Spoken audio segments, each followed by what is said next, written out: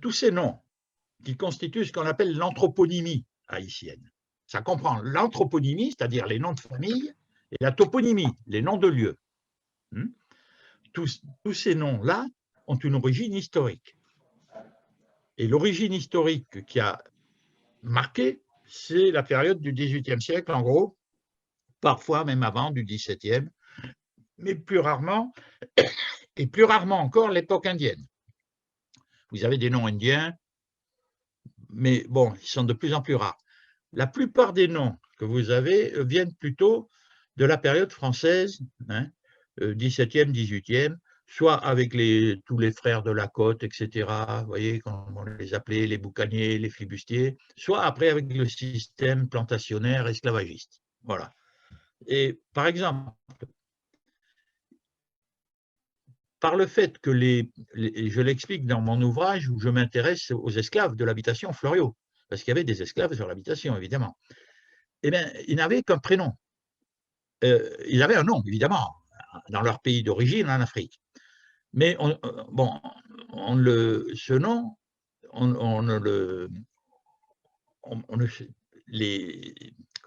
les esclavagistes ne les encourageaient pas à garder ce nom. Ils voulaient leur donner un autre nom. Donc déjà sur le bateau, parfois, ou même quand ils étaient dans les baracones, si on peut dire, en Afrique, sur la plage où ils étaient prisonniers avant qu'on les vende à la traite occidentale, française, anglaise, danoise ou autre. C'était souvent des prisonniers de guerre ou des gens comme ça. Mais déjà, on essayait de les déposséder de leur nom. Bon. Ensuite, sur le bateau, parfois, on leur donnait un autre nom. C'est pour ça que vous avez beaucoup de noms, comme de noms qui viennent, par exemple, de la mythologie romaine ou autre. Alors, parce que les capitaines de navires, eux, n'avaient pas forcément beaucoup d'imagination, alors ils prenaient des références dans l'histoire romaine ou autre. C'est pour ça que vous avez beaucoup de gens qui s'appellent je ne sais pas moi, des noms en us ou en or, vous voyez, qui sont des noms d'origine souvent romaine, bon, et qui étaient des prénoms, comme César, par exemple, ou comme Victor, ou comme… alors, ça, il peut y avoir beaucoup de choses en or, en us aussi, bon. Arrivé sur la plantation, il pouvait encore avoir un autre nom, parce que le planteur, qui souvent était, par la loi d'ailleurs, il devait être catholique, par la loi française. Bon, il y avait beaucoup de protestants, beaucoup de juifs aussi, mais bon, il devait être catholique. À partir de là, il disait qu'il fallait sauver les âmes de ces esclaves quand même, tout en se servant de leur corps, mais il fallait sauver leur âme. C'était un peu l'idéologie en cours, c'était ça. Et à partir de là, il fallait quand même les baptiser, parce que c'était des êtres humains qui étaient des chrétiens vivants, comme on dit encore en créole. Hein, chrétiens vivants, quand même. Bon, donc on va leur donner un nom de baptême. Et ce nom-là, automatiquement, il était français. Donc c'est pour ça que vous avez beaucoup de Jean-Baptiste, de Jean-Charles, etc., qui sont des noms de famille aujourd'hui, parce que c'était les prénoms. Ils n'avaient pas de véritable nom patronymique, ils avaient un prénom. C'est pour ça que vous avez une grande confusion aussi en Haïti, souvent, sur les histoires de noms. Parce que on dit à quelqu'un avec qui nom, quel est ton nom? Mais il n'y a pas que le nom, il y a ce qu'on appelle signature. Ça, c'est encore autre chose. Bon, bon, il y a aussi, mais vous avez des surprises extraordinaires. Une fois, je me souviens, je vais chez un médecin, et il y avait une dame devant moi qui passe avec un enfant,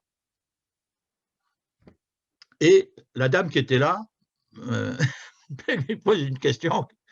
Je lui parlais en créole parce qu'elle avait vu qu'elle venait de la campagne. Elle dit qui non, puis dit ça, etc. Alors la dame a dit Charles Aznavour. Hein? Alors, alors elle me dit mais non, il dit pas ça, signature. Alors elle dit ah, Jean-Baptiste. Donc en fait, l'enfant, il s'appelait Charles Aznavour, c'était son prénom. Et bien, il s'appelait Jean-Baptiste, de son nom de famille. Bon.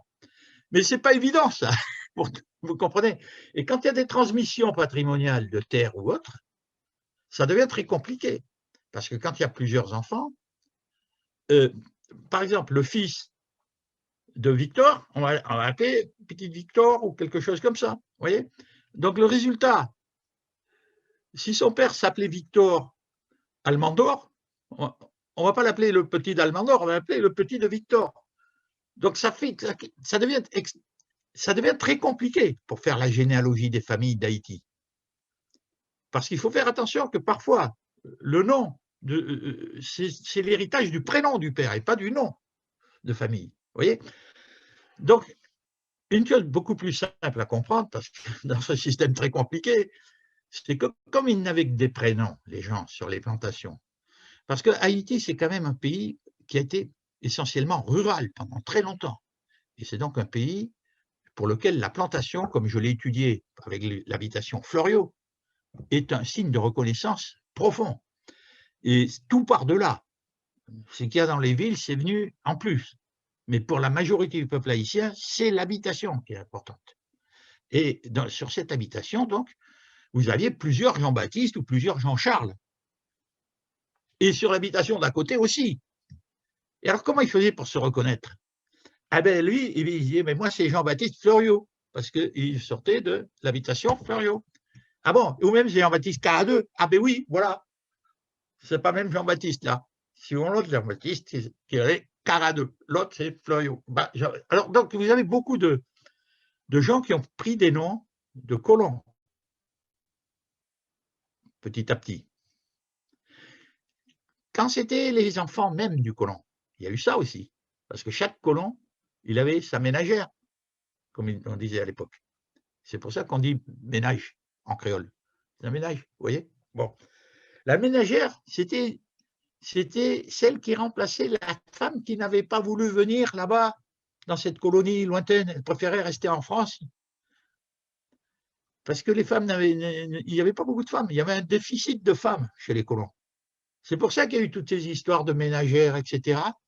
Ils se sont mis en ménage, voilà, avec des femmes de couleur.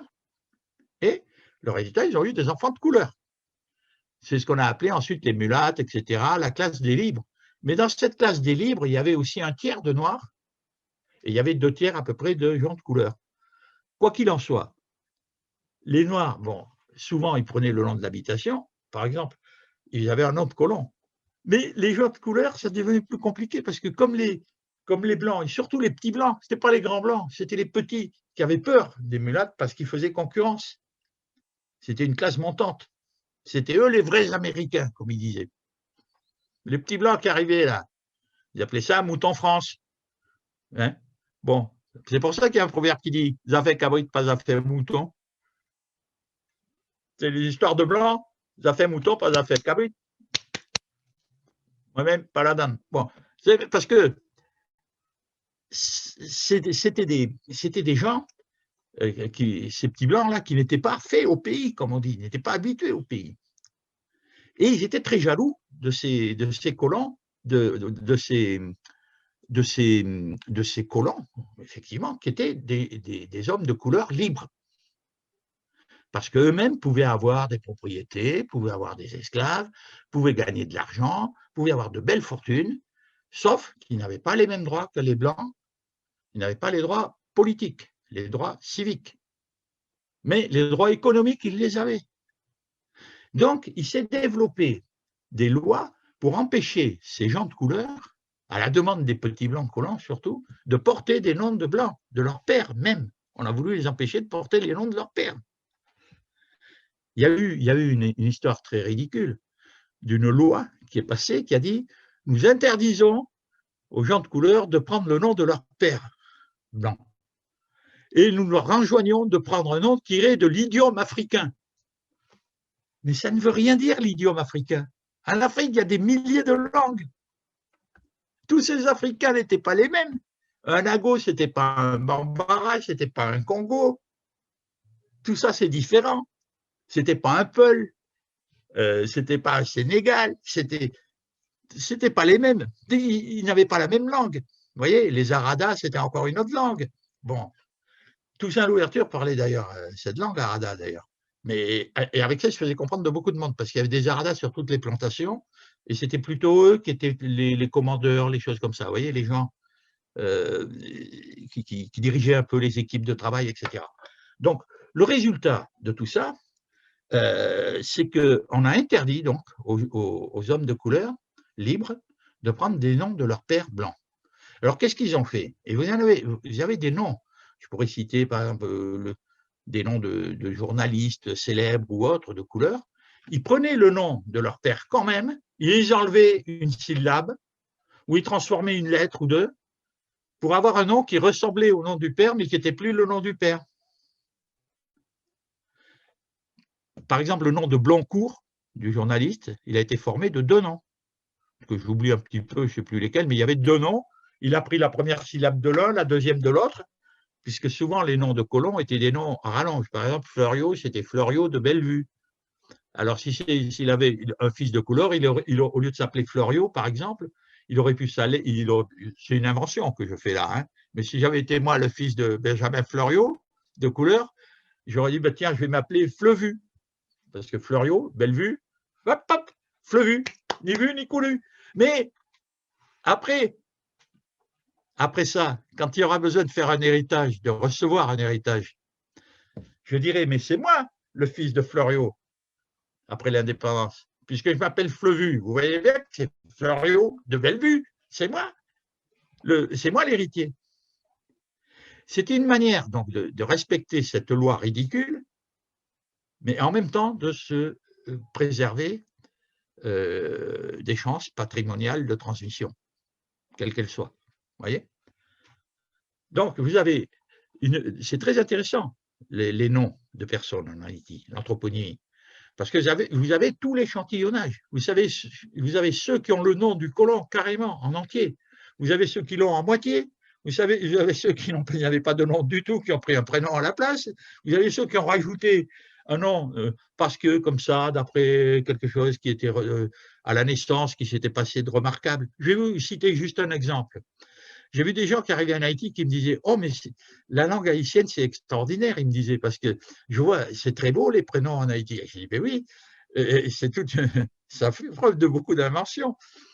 Et alors, les gens me disaient « Vous voyez, cette fille-là, par exemple, elle s'appelle Chimène. » Chimène. Ah, et oui, ça veut dire que ses parents, ils avaient lu quand même Corneille, le Cid, avec Chimène et tout ça. Pas du tout, pas du tout. Elle s'appelle Chimène parce qu'elle est née en chemin pendant que sa maman allait accoucher pour aller à la clinique. Elle est née dans le chemin, alors on l'appelait Chimène. Ah bon? Vous voyez, les gens inventent des choses. Une autre invention sur les noms. Maintenant, je vais passer aux noms de lieux, si vous voulez. Ça, c'est les noms de personnes, vous voyez. Et pour les noms de lieux, c'est pareil. Quand vous arrivez au Cap français ancien, qui est devenu Cap haïtien, il y avait une barrière à l'entrée de la ville. Comme dans toutes les villes en France, c'était ça. Il y avait une barrière, il y avait une porte, il y avait des gardes. Bon, vous arrivez en Haïti au XXe siècle, c'était pareil. Au XXIe aussi, il y a encore des barrières à l'entrée des villes. Mais à l'époque de Duvalier fils, quand j'étais arrivé en 1975, il y avait là un contrôle à l'entrée des villes. Je ne sais plus si on fait ça encore aujourd'hui. En tout cas, il y avait d'un côté l'armée et de l'autre côté les macoutes. Ils n'étaient jamais trop amis, de temps en temps ils se tiraient dessus, mais bon, enfin, surtout ils contrôlaient les entrées dans la ville. Et quand vous arriviez au Cap, il y avait une barrière là, qui s'appelait barrière bouteille. Je ne sais pas si vous êtes allé au Cap, l'entrée c'est ça, c'est toujours barrière bouteille, je suppose que ça n'a pas dû changer. Et alors les gens qui croyaient connaître l'histoire disaient « Ah oui, mais ça s'appelle barrière bouteille parce que, vous savez, les colons autrefois, ils étaient tellement méchants qu'ils mettaient des tessons de bouteilles en haut de la barrière pour que les pauvres esclaves ne puissent pas entrer dans la ville. » Ah bon? Voilà ce que… Mais pas du tout, pas du tout. C'était juste un colon qui s'appelait Monsieur Bouteille. Et ça s'écrivait B-O-U-T-H-E-T-H-E-I-L-E, deux L-E. Ce n'était pas une bouteille comme ça pour boire du rhum, c'était Monsieur Bouteille. Donc ça n'avait rien à voir avec l'explication. Donc il faut faire très attention quand les gens vous expliquent un nom de lieu.